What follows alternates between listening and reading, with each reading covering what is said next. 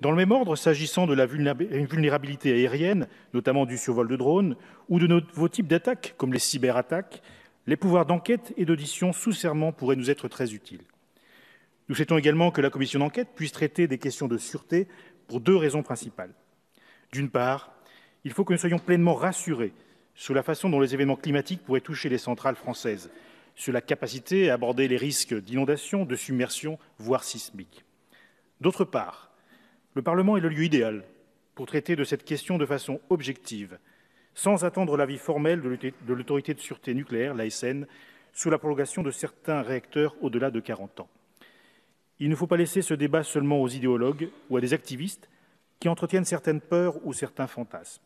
Il s'agit en quelque sorte de permettre de sécuriser nos prochains débats sur la PPE sans approche partisane à partir des pouvoirs inhérents à une commission d'enquête.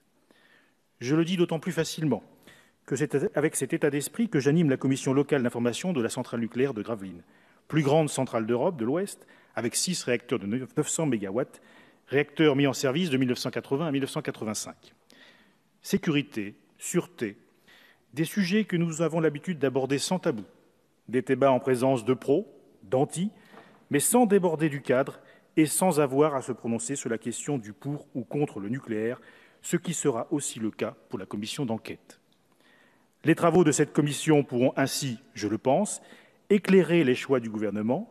Il faut qu'enfin soit fixé un cap clair sur le programme nucléaire français afin de donner une visibilité aux acteurs économiques. Allons-nous renouveler et continuer de nouveaux réacteurs ? Quel mix énergétique voulons-nous ? Allons-nous enfin raisonner au niveau européen pour notre politique énergétique ? Comment organiser une filière française de démantèlement ?